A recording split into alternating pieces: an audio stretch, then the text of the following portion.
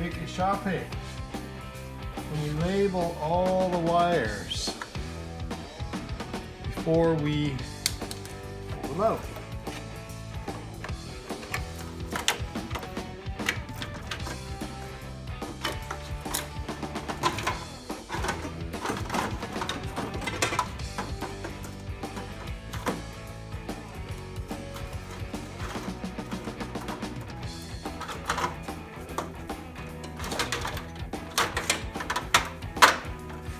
Okay, now take this one here, and it's no good anyway, so just get it out of the way. Okay, now, very important. Top column, T3, T6, T3, pull it out, flip it over, T3 is good. Okay, T6, flip it over, T6, T6, good. Okay, so now we just flip those over, these over, T1,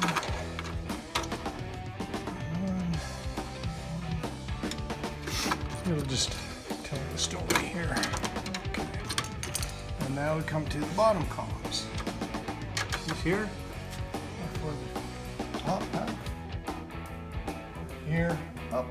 Okay, so all of these feed from this point in the rack down to that there.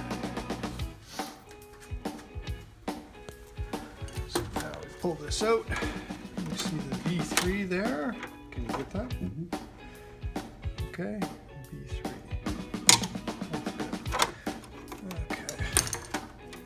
B6, B6, B2,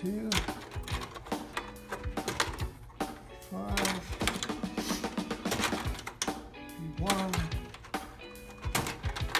and B4. Okay. Now we pull those out.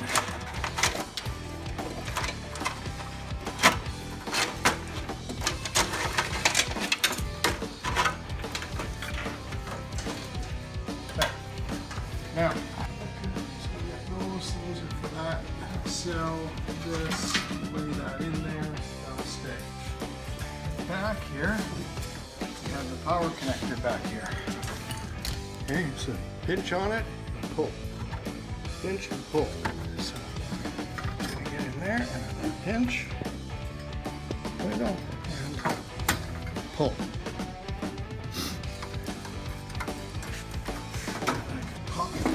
Out. That's where it went. And okay, so we have power connector plugged in here. We took the old fan cable and tied it off, and it's now completely out of the picture. So, okay, all the top columns are terminated here. Now on all of these connectors we have locking connectors. So the connector itself is polarized, and when it goes in, T1 into T1, as we plug that in, these little connectors push down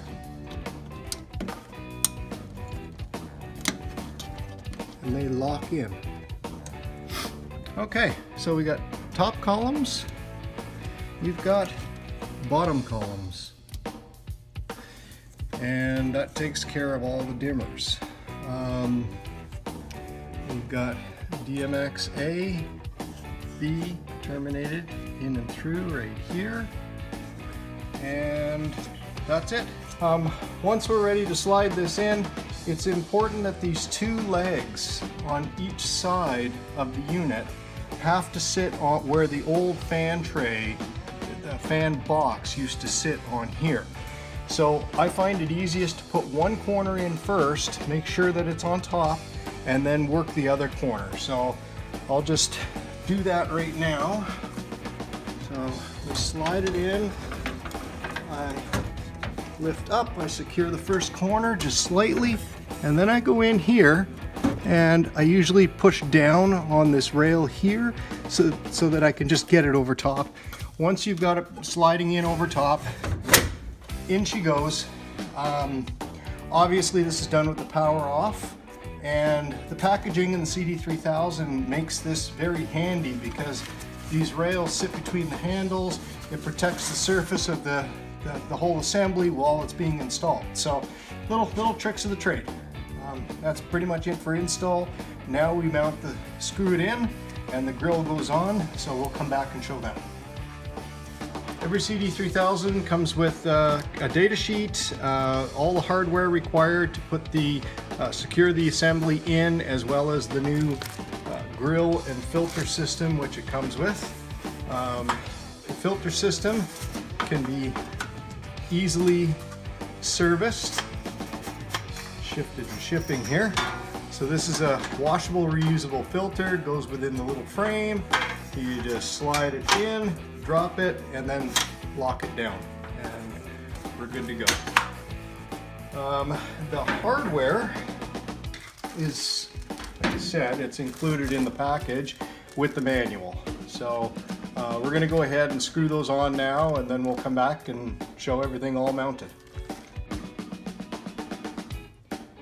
So the unit is now fully mounted. It's secured in 4 locations. There's a second location mounting the main frame in on both sides that the grill is now covering up. You'll notice that there's multiple mounting patterns on the grill, dual below and at the top. Unfortunately, that was necessary due to really wide variations in the OEM metal. There's several different variations out there, so we just did this to try to cover all the different possibilities. 1032 screws, lightly screwed down to secure things. At this point, we're safe to turn the power on to this particular cell.